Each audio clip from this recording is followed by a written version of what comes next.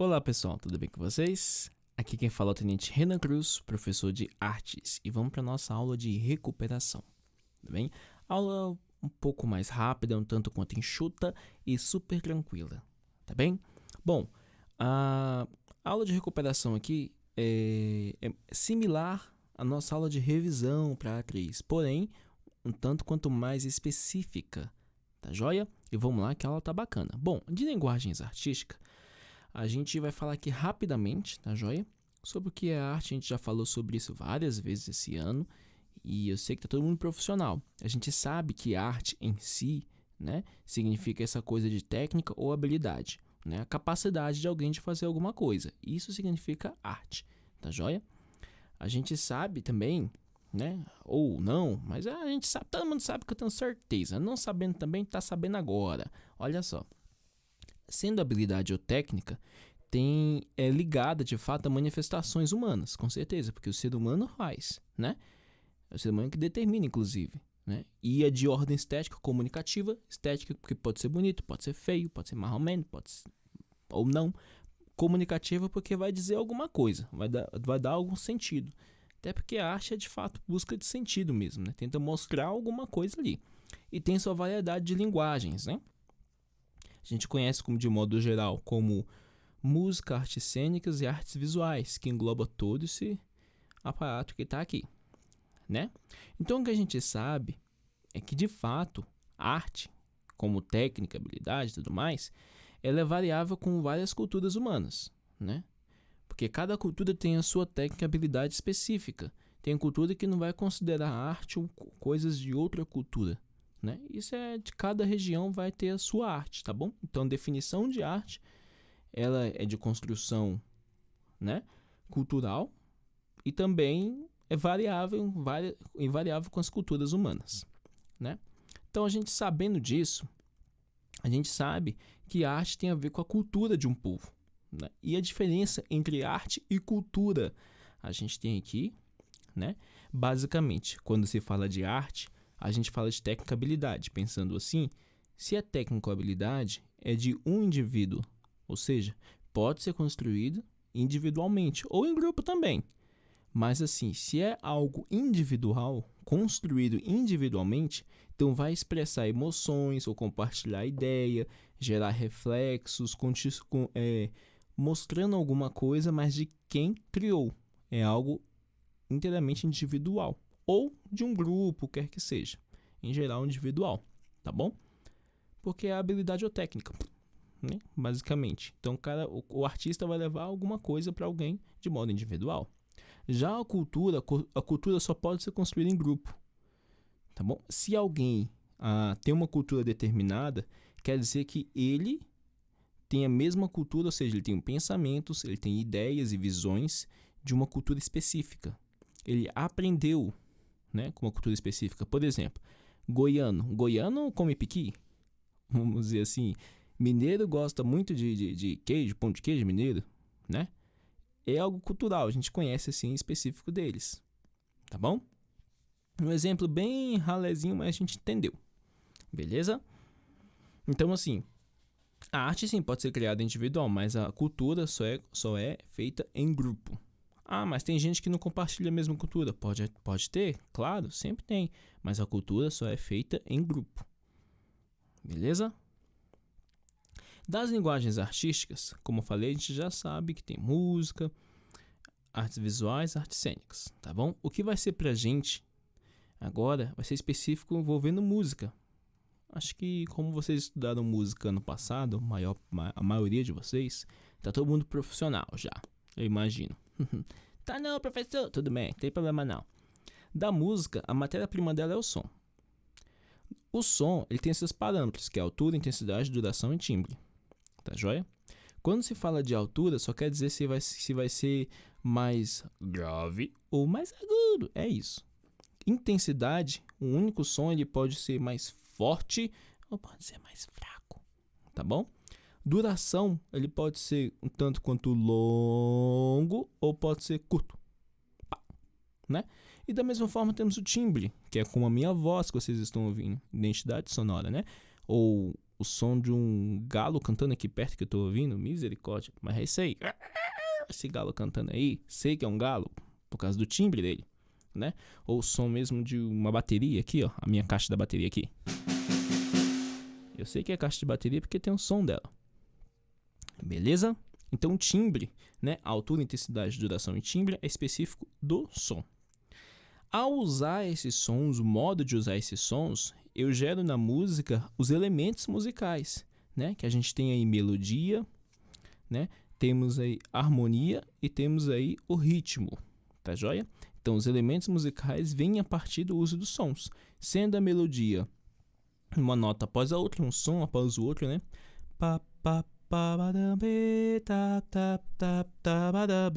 Um exemplo qualquer aqui, inventando. Sei lá, uma nota após a outra, um som após o outro. Ou o mesmo som.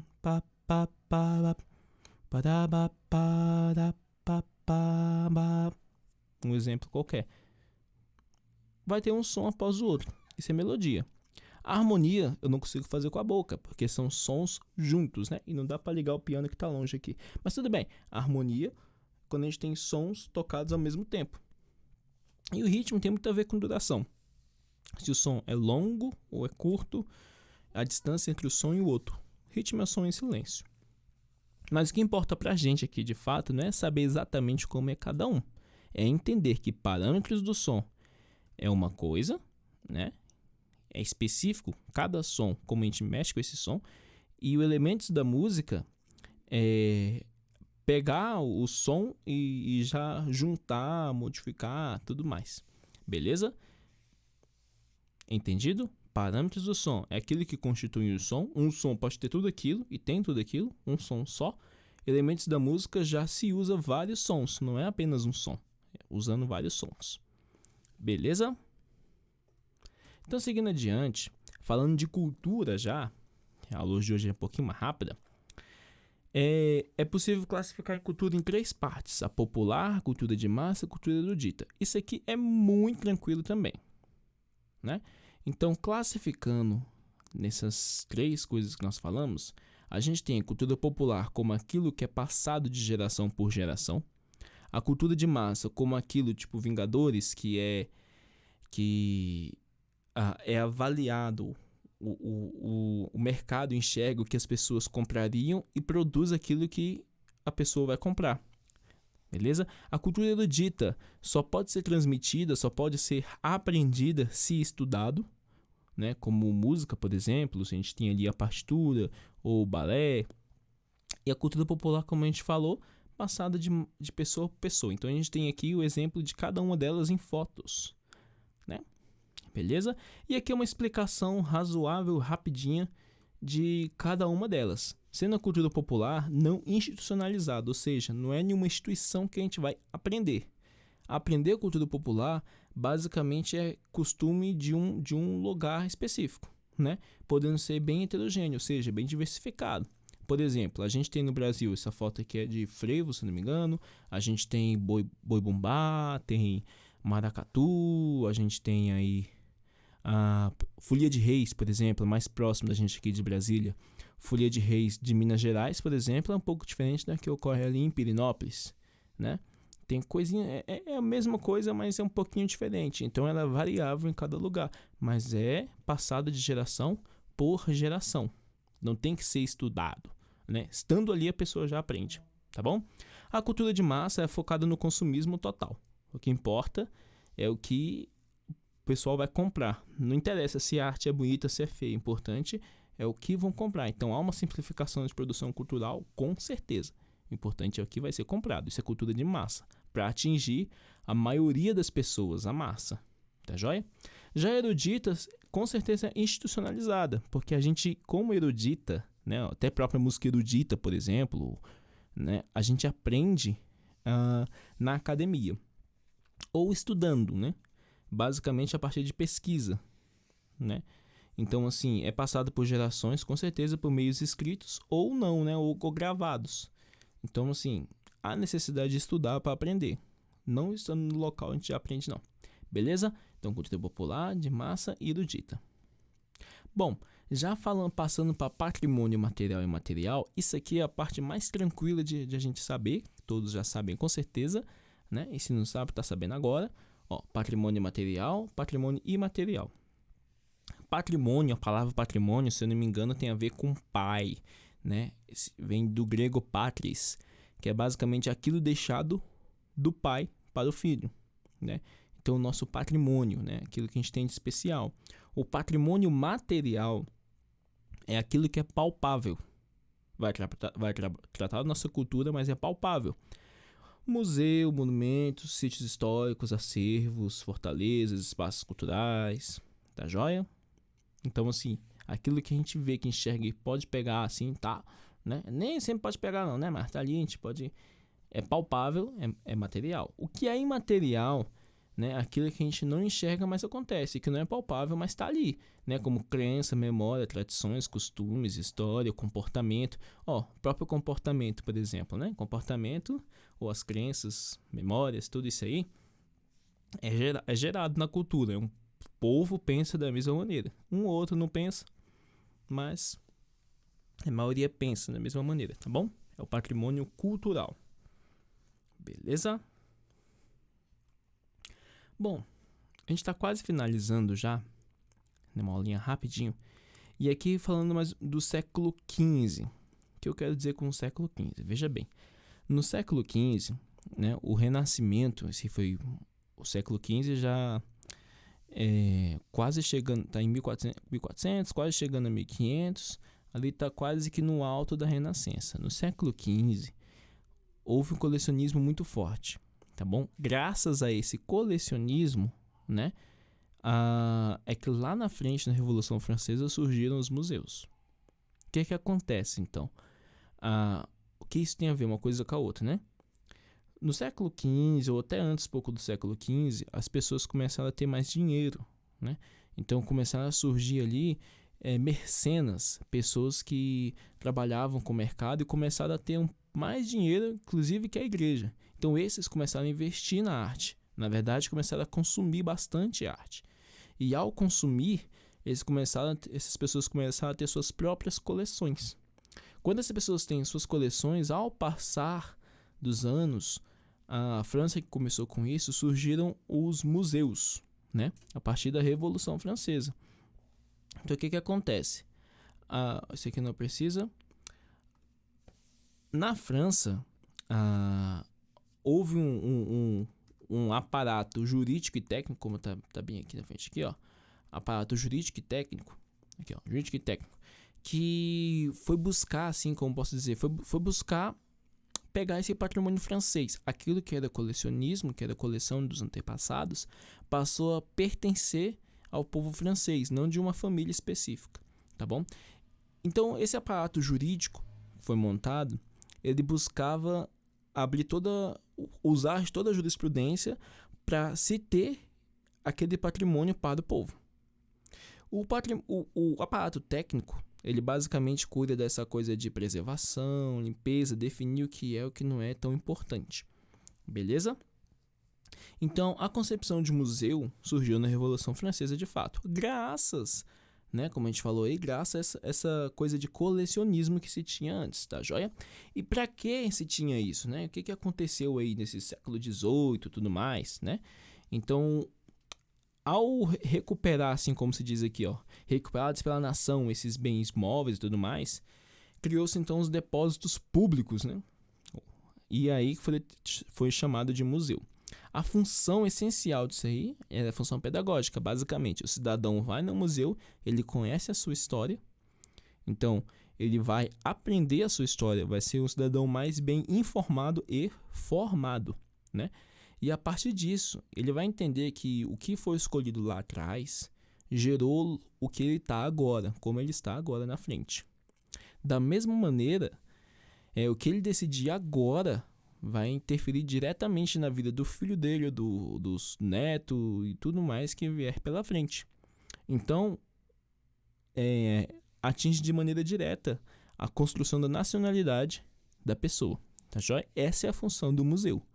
Né? Para isso que surgiu o museu, beleza? E lembrando, isso só foi possível, né, graças aos séculos anteriores aí, em que as pessoas começaram a ter mais dinheiro e começaram a consumir arte, né?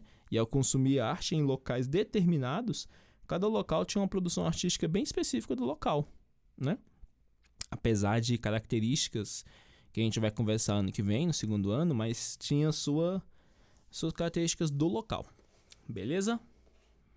Bom, e aí pra gente finalizar aqui hoje, a gente tem a arte gráfica, né? Lembrando que gráfico, né, esse grafos, basicamente a gente consegue entender como arranhar, desenhar, escrever como um processo, né? Porque o grafo do grego antigo é justamente a ação de raspar ou arranhar.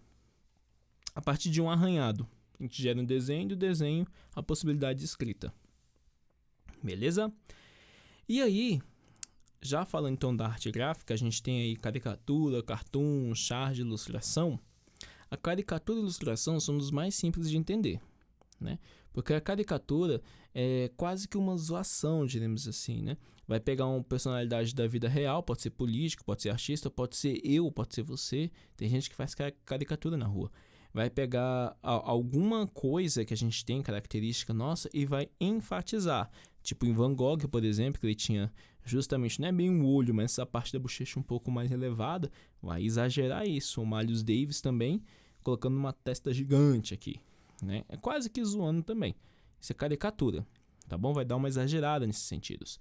Agora o que a gente confunde muito é a charge e o cartoon, né? Bom, a charge, ela vai satirizar, ou seja, ela vai meio que zombar também, ou não, né?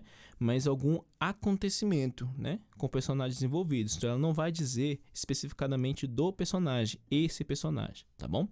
Ela vai falar alguma coisa que aconteceu, né? Que seja, por exemplo, Guerra Mundial, que seja... Ou essa charge aqui, por exemplo, aqui, ó, né? Do rei da França, né? Gargantua.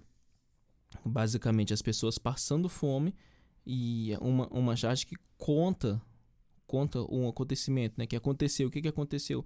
Esse rei basicamente estava comendo as pessoas, né?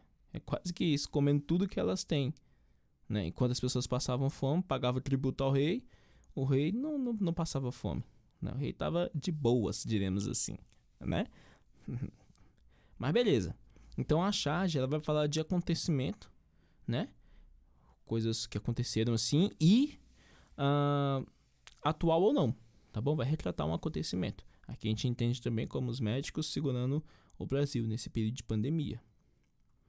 Já o cartoon, ele não necessariamente vai falar de um acontecimento, algo que aconteceu, ponto final, né? Ele vai contar de algo que é cultural, né? Então ele vai satirizar também ou não, né? Pode ser crítico, pode ser crítico ou não. Ele vai falar do dia a dia, de algo da sociedade, ou seja, se é dia a dia, é cultura, né? É como a sociedade pensa, é como um determinado lugar pensa e age, né? Então, assim, o cartoon, né, diferente da charge, ele vai falar disso, tá joia? Então, a gente tem um exemplo aqui de os cartunistas, né? E o melhor exemplo é esse aqui, em que a gente vê, isso é tipicamente brasileiro, né? Em que muitas vezes o futebol é mais valorizado do que a própria educação, em que se tem o menino jogando bola, a mãe entrega o material para ele desenhar e o menino vai lá e joga bola com o material, né? Então tem a valorização, né? E isso não é um acontecimento, uma coisa específica que ocorreu. Isso é algo que está na nossa cultura e pode estar acontecendo todo dia, há muitos anos, e pode continuar acontecendo por muitos anos. Beleza? Agora a ilustração, como eu falei, é mais simples. A gente pode entender a ilustração como algo que vem sintetizar, né, um texto, vem exemplificar, vem trazer bastante informações, né? Então, assim, muitas vezes a ilustração vem ao lado de jornais, revistas, literatura, propaganda, tá joia? Né? E a gente viu aí a brilhante aula do Fernando Lopes, nosso professor do terceiro ano, e umas ilustrações dele, né? Essa aqui como um homem carregando suas dívidas, e essa aqui que eu particularmente gosto demais, né? Em que diz muito, a gente olha para essa imagem, a gente não está necessariamente retratando alguma coisa que aconteceu, como a charge, ou a gente não está vendo uma situação corriqueira ou de cultura, né? Que é o caso do cartoon. O que a gente está enxergando aqui, basicamente, a interpretação individual de cada um, tá joia? para mim, né, é que a gente realmente, nós seres humanos, somos o homem, ele é preso, né, ao que ele vê. Ele basicamente só consegue chegar até onde ele enxerga, né? Ou seja, o seu conhecimento, aquilo que ele consegue enxergar, aquilo que ele consegue ver, a sua capacidade, né, de compreender as coisas, é até onde ele consegue ir, é até onde ele consegue enxergar, né? E aí vai a interpretação de cada um. Isso é a ilustração. A ilustração ela vai falar muita coisa ou não, com um texto, beleza? Essa ilustração aqui é muito boa. Pessoal, então é isso. Uma aula rapidinho. Espero que tenham gostado, tá bom? E a gente se vê em breve. Bons estudos e uma boa prova. Vai tirar 10 com certeza. Um forte abraço e até mais. Valeu, tchau, tchau!